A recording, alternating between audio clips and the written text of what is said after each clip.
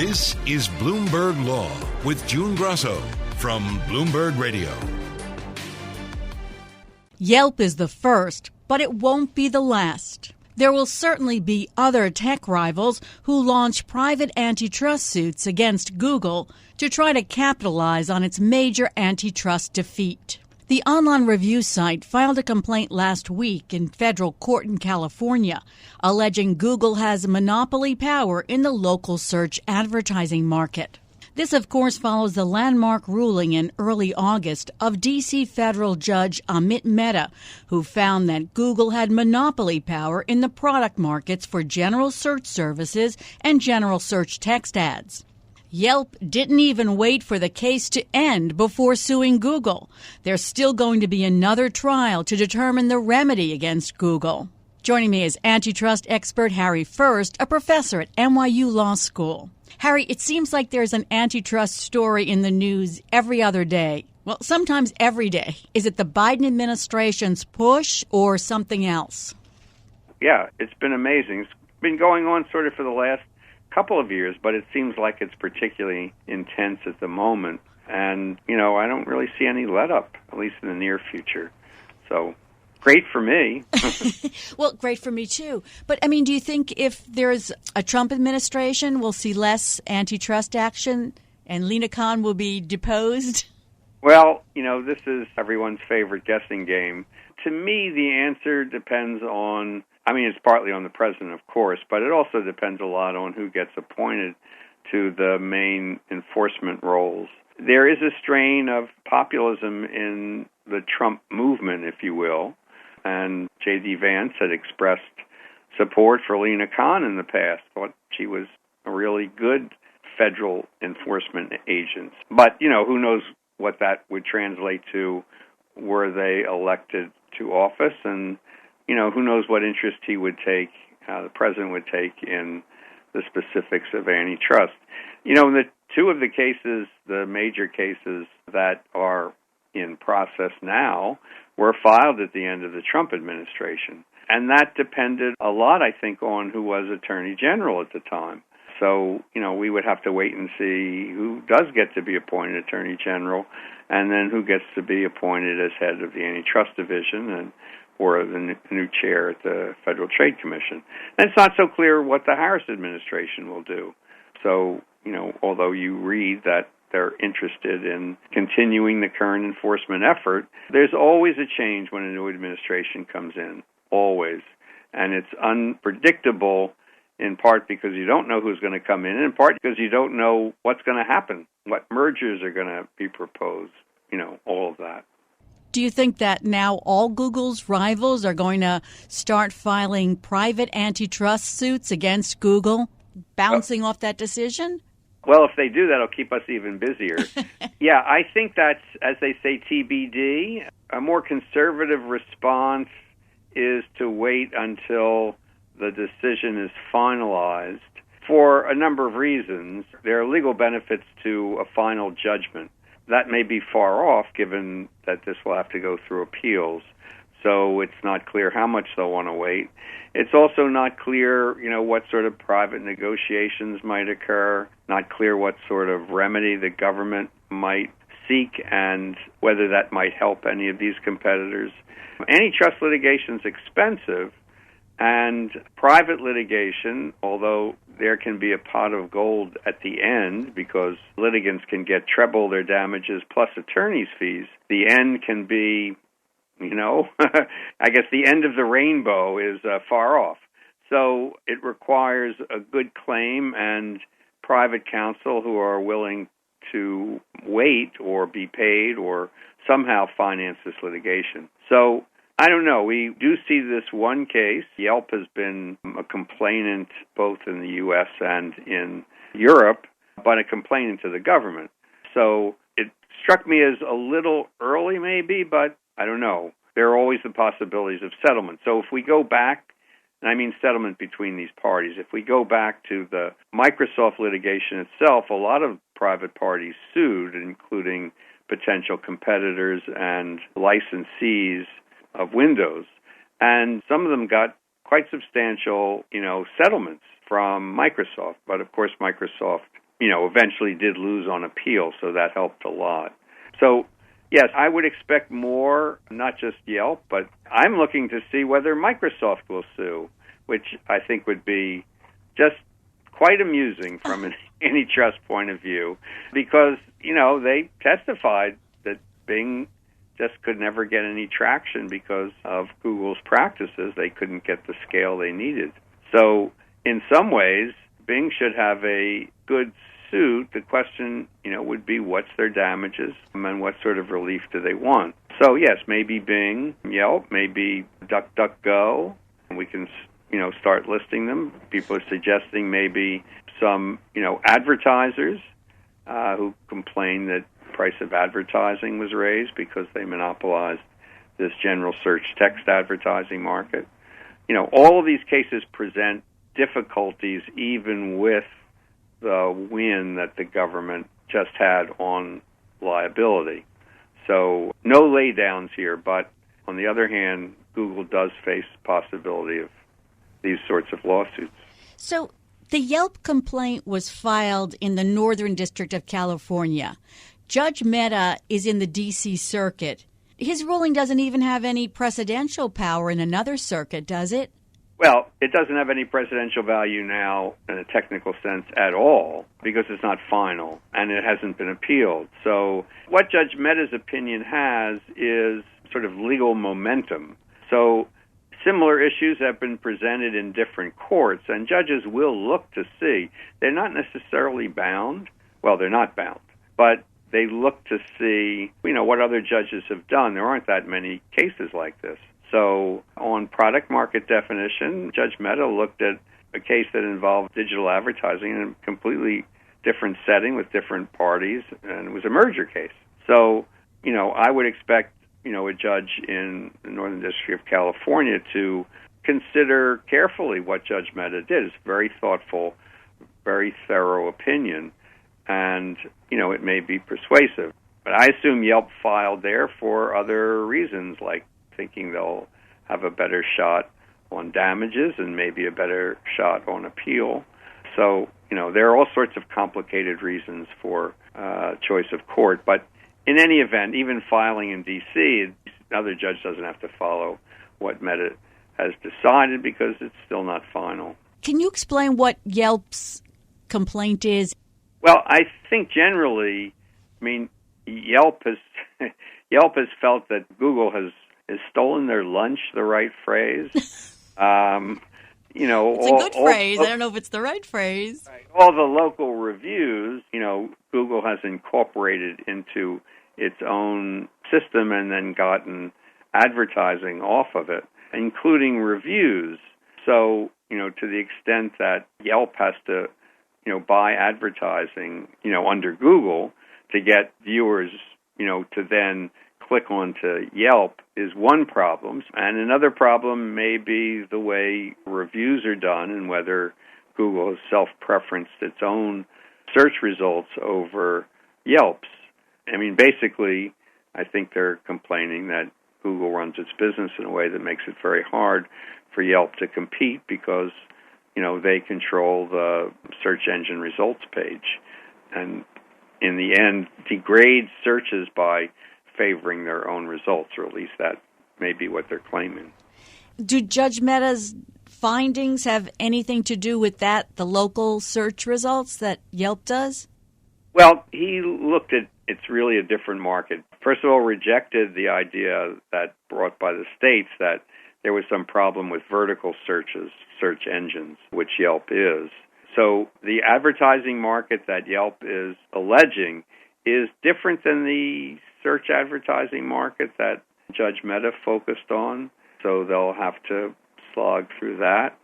The idea that there is some degree of degrading of search results, which is shown by preferencing Google's search results over others, that may help. But again, I think this is all going to have to be sort of fought out anew by Yelp at this point in the litigation because they don't get any technical benefit from whatever findings Judge Mehta made.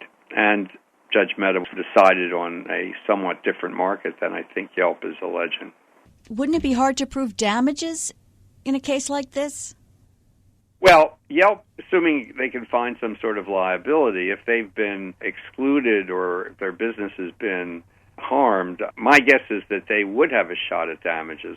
Excluded competitors are the most directly injured from these kinds of monopolizing behaviors because the focus is to exclude, other competitors. So, damages are always a problem. Causation's a problem. Did it really cause, whatever the conduct in which Google engaged, these particularly, exclusive contracts and so forth, paying for defaults on search, did that directly harm Yelp is going to be another question they'll have to litigate. But my guess is they'll have, good economists who will model the effect on their business. And, they do have a business, and presumably they can show that they, but for that behavior, they would have been more successful. And what do you think about the remedy in the Google case? I've been hearing that the Justice Department might actually ask for a breakup. Well, I hear that some commentators want the Justice Department to ask for some sort of breakup. The department probably will not want to call it a breakup, but a restructuring of Google's business. Now, I don't know. This has been one of the big puzzles to me of the Google litigation as to, what they will be able to get from the judge in terms of relief that will actually bring competition to this search business. And I'm not sure what that is. So it is possible that they'll ask that Chrome be spun off or that Android be, the Android operating system be spun off. But there are a lot of technical issues and at bottom financial issues because these all rely on being connected to Google's advertising machine. So this is really a stay tuned and, let's see what they come up with. Coming up next on the Bloomberg Law Show, I'll continue this conversation with NYU law professor Harry First. Nvidia gets a subpoena in a Justice Department investigation. And NFL Sunday Ticket subscribers appeal a judge's decision tossing a $4.7 billion jury verdict. This is Bloomberg. NFL Sunday Ticket subscribers are appealing a judge's decision to toss a $4.7 billion jury verdict against the league, an award that could have been tripled to $14 billion under federal antitrust laws. The appeal is certainly not a surprise in the legal fight over pricing of the NFL Sunday Ticket game broadcast package.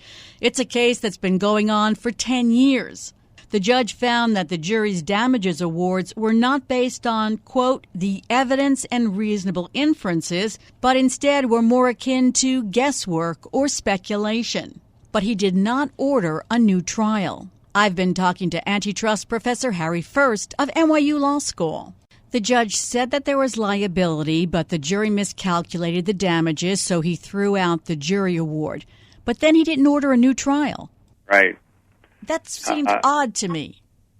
Well, yes, that's presumably going to be one of the arguments on appeal as to whether it should have been returned for a new trial on damages. Now, as I read the judge's opinion, the judge said, well, it looks from the number that the jury came up with that they didn't really rely on the experts' evidence. It wasn't clear how they got to these numbers. And he didn't seem to have confidence that the jury could now go back and come to some other decision. I'm not quite sure why, and I'm not quite sure why the plaintiffs should not be allowed to come forward with evidence on damages that are not from these flawed, what the judge found was flawed damages estimates. So I'm not quite sure whether that's going to be supportable on appeal. The judge did say, you're right, that there was sufficient evidence from which the jury could infer a violation of Section 1 of the Sherman Act. Well, that's a pretty important finding. So I think, this argument is yet to be fought out in the Court of Appeals as to whether that's supportable.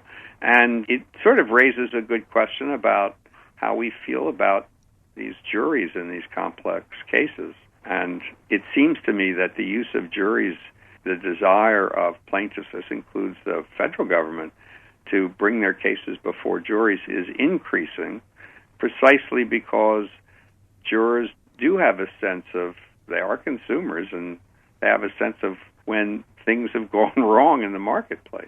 So I think this will be an interesting one to follow through on appeal and see whether that is supportable and whether plaintiffs should have gotten a new trial. I mean, you would think that if there's liability, but the jury miscalculated the damages, that, okay, it seems like a new trial would be in order there. Do they want juries, plaintiffs' attorneys, and the government? Because juries will give awards that are bigger and perhaps more emotional than a judge would. Well, I can't psychoanalyze plaintiffs' lawyers. I think they assume that jurors might be more open to large damages awards than judges who, judges can be pretty skeptical, and, judges are often conservative. That's how they got there.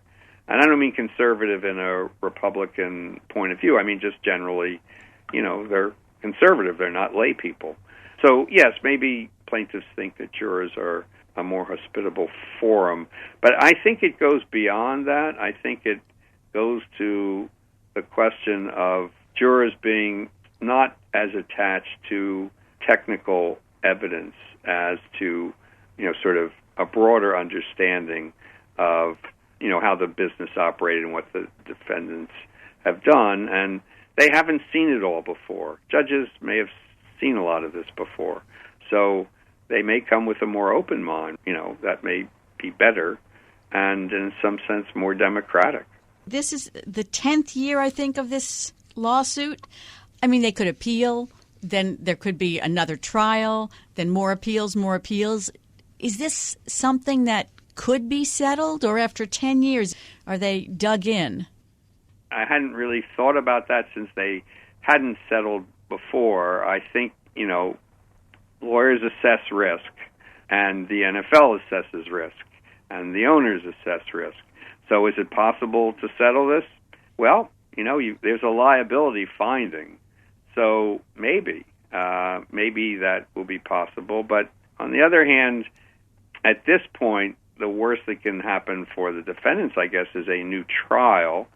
Now, that might just make the chances of settlement, the cost of settlement more expensive, I guess. Or maybe the plaintiffs then would be more willing to settle. So it's a delicate issue. Settlement's possible at any time, even while the jury's out. And the time, past time doesn't matter, and, there's more that will go into it, including the defendant's reputation for whether they'll settle or sue. Turning to another antitrust story, the Justice Department sent subpoenas to Nvidia and other companies as it seeks evidence that the chipmaker violated antitrust laws, according to Bloomberg sources. That's an escalation of the Justice Department's investigation into the dominant provider of AI processors. According to people familiar with the investigation, the Justice Department, which had previously delivered questionnaires to companies, is now seeking legally binding requests that oblige recipients to provide information. In response to a Bloomberg News story, Nvidia said it has been in contact with the government agency but hasn't been subpoenaed. The DOJ often sends requests for information in the form of what's known as a civil investigative demand, which is commonly referred to as a subpoena. And according to one person with direct knowledge of the matter, the Justice Department has sent such a request seeking information about Nvidia's acquisition of Run AI and aspects of its chip business. So, Harry, what's the real significance of the Justice Department sending subpoenas or these civil investigative demands to Nvidia and other companies? Well, I guess, the most direct answer is they're investigating. So an antitrust investigation, I hope, is, not just chopped liver, as they say. It's something important for a company, and it may amount to no case being brought. Who knows what it'll amount to. But what it doesn't amount to is it's not nothing. So they are being looked at, and you'd rather not be looked at. Now, the other side of that is all the cases we're talking about take a long time before anything happens by way of remedy to any of these companies. You know, you mentioned the Sunday ticket case, but looking at the government cases, I mean, the decision, Judge Mehta just decided this in 2024. The case was filed in 2020. And this is just the trial. So has Google's business been harmed by this? Well, I don't know. They spend time defending it, but people didn't sell off Google's stock because of an antitrust investigation. And my guess is the volatility in Nvidia stock is not really much affected by this. Now, but, you know, who knows what they'll find? And what is interesting to me is Nvidia has a business plan that, as you read about it in, say, the Wall Street Journal, is interested in being not just, if you can say just, the chip seller for AI, but having a much broader role in the industry. There's a lot of concern, I think this would be broad-ranging, about how the AI industry, if you want to call it that, or how AI is going to evolve and who's going to control it. So I don't know what the probe is about, and who knows what they'll find, but they may turn out to be interested in, you know, how NVIDIA is pursuing this broader strategy, and that might present some challenge for the company that really it wants to be around in a broader sense that the big platform companies are today. That's my sense of it. So, yeah, in the long run, this may pose some challenge to what they want to do as an evolving business. So the subpoenas don't necessarily indicate that the government is getting ready to file a lawsuit. Oh, no. They're civil investigation demands. They're not grand jury subpoenas, so, I mean, it's not a criminal case. Although the report just says subpoenas, I'm not sure how technical the term's being used. I don't assume it's a grand jury, which is just for criminal matters, so I assume there's what are called civil investigative demands, and it's the beginning of gathering information. And, I mean, this can happen and then nothing happens, or, it takes the department, these are complicated companies, takes division, the Antitrust division, some time to, get the information, figure out what to do, and then figure out what to do next, who they want to talk to, what documents. I mean, it is a lot. So I don't look for anything quick. I think they are at the beginning of this investigation, but, maybe there are complainants that have put them on the track of some very specific practices involving exclusive contracts or things that they think they can remedy rather quickly. So we'll see. We will see. And when we do see, I'll call you, Harry. Thanks so much. That's Professor Harry First of NYU Law School. Coming up next, Trump is barred from playing Hold On at rallies. This is Bloomberg.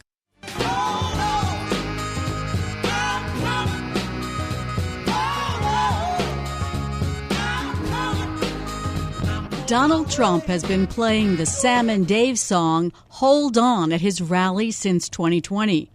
But according to a complaint by the estate of the late musician Isaac Hayes, Trump never got permission or obtained a valid license, and even ignored a cease and desist letter the estate sent in 2020. It's unusual that these kinds of disputes with artists reach a trial judge, but it's Donald Trump, whose tendency to litigate is well known. Now a federal judge in Atlanta has issued a preliminary injunction stopping Trump from playing the song as the copyright case against him proceeds. Joining me is Heidi Vaccarano, a partner at Fox Rothschild. Let's say a politician wants to play the song of an artist at campaign rallies. What do they have to do legally? So it is a little bit complicated because of the nature of how the licensing system is in the United States. So if they're just going to play it at a campaign at a public location like a convention center or rally, then they need to obtain a public performance license from the public performance organizations, which include ASCAP, BMI, CSAC, or GMR. And you need to obtain a license from each one of them because a song could have various writers that are registered to either one of these PROs. So it's not just that you would go to ASCAP and think that you have an entire license for a song, because the songwriters, there may be 4 songwriters and 2 are registered with ASCAP, 1 is registered with BMI, and 1 is registered with CSAC. So they would need to obtain a license from each of these PROs. Does an artist have the right to say, I don't want Trump to be playing my songs at his rallies because there's an implication that I'm endorsing him? They do. It's part of the rights under the copyright law in the U.S., and it's also considered false endorsement. So they do have the right to deny a use, either through their publishing administrator or their record label. Is it unusual that a case like this actually gets to a trial judge?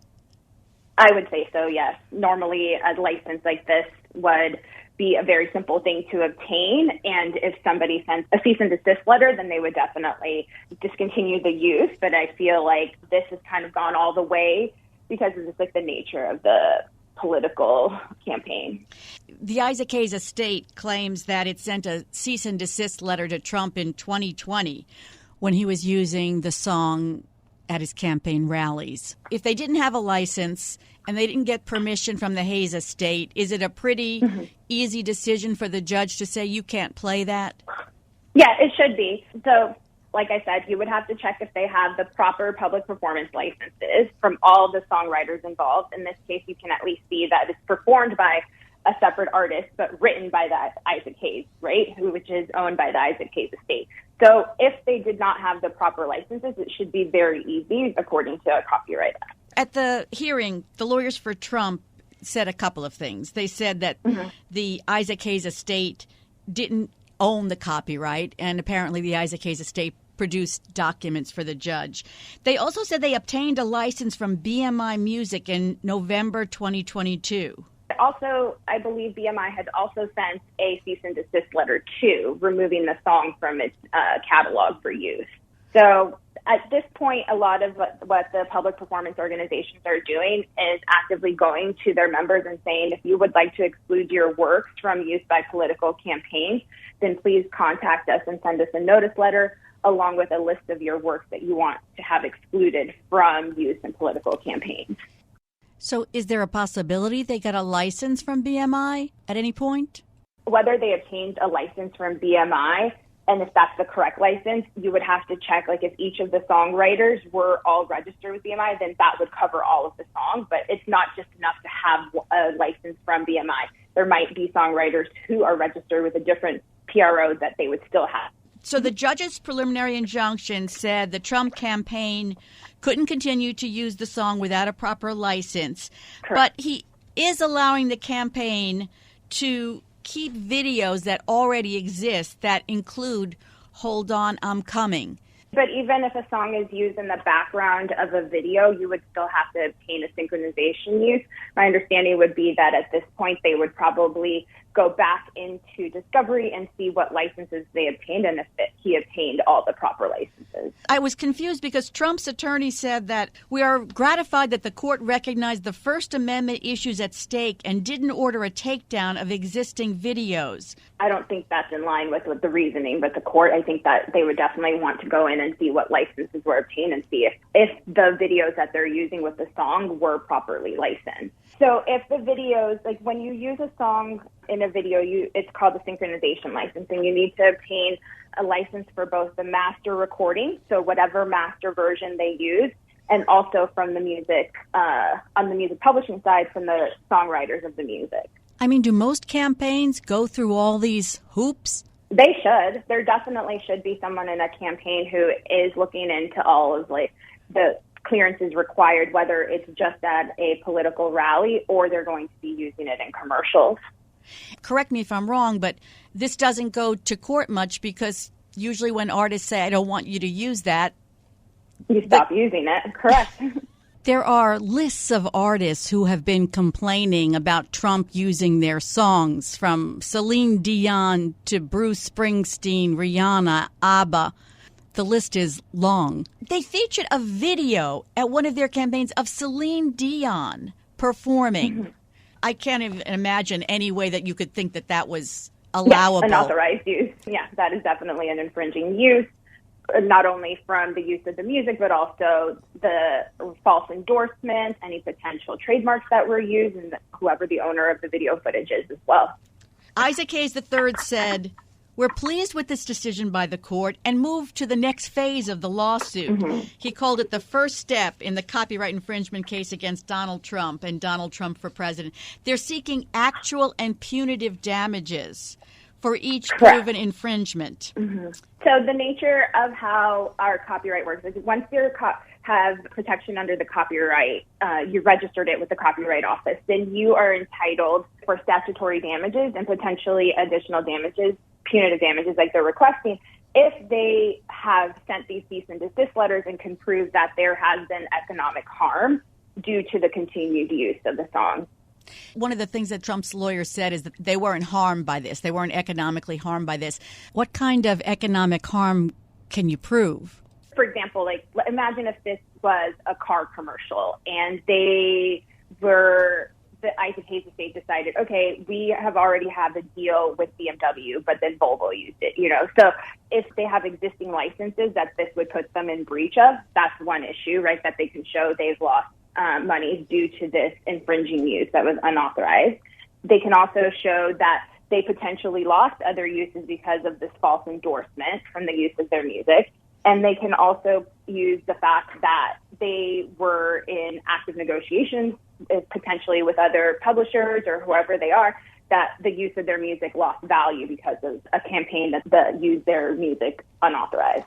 That sounds a little more difficult than I thought. It's not just give me economic damages because you use this song 133 times without my permission. Correct. No, the statutory damages are set by the U.S. copyright law for each infringing use, right? But economic damages or punitive damages are, more nuanced, and they would have to prove that they potentially lost other licensing opportunities and it damaged their name, image, or likeness. There's a little bit of a twist here because Sam Moore of Sam and Dave was against the filing of this lawsuit. So Sam Moore had performed a song at an inauguration concert for Trump, right? So what's interesting in the U.S. is that, Britney Spears can perform a song, but it's written by 4 different songwriters, right?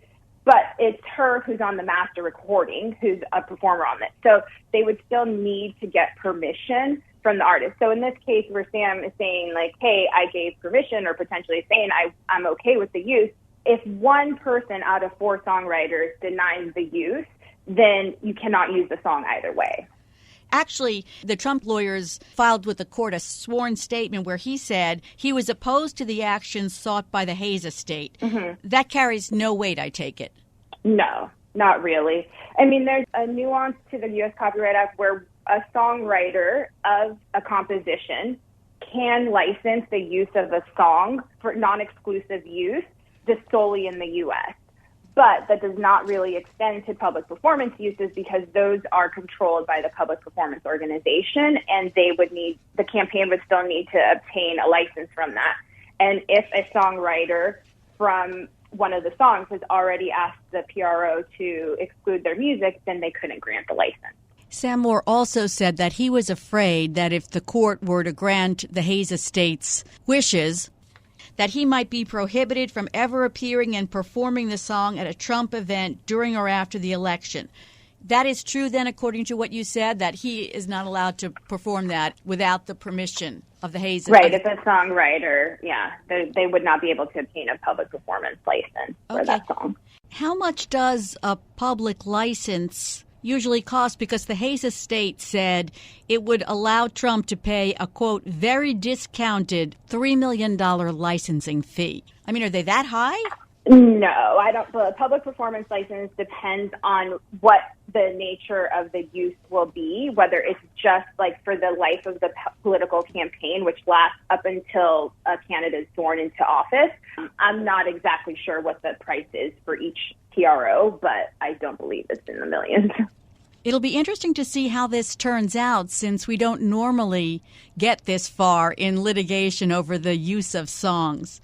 Thanks so much, Heidi. That's Heidi Vaccarano, a partner at Fox Rothschild. And that's it for this edition of the Bloomberg Law Podcast. Remember, you can always get the latest legal news by subscribing and listening to the show on Apple Podcasts, Spotify, and at Bloomberg.com/podcast/law. I'm June Grasso, and this is Bloomberg.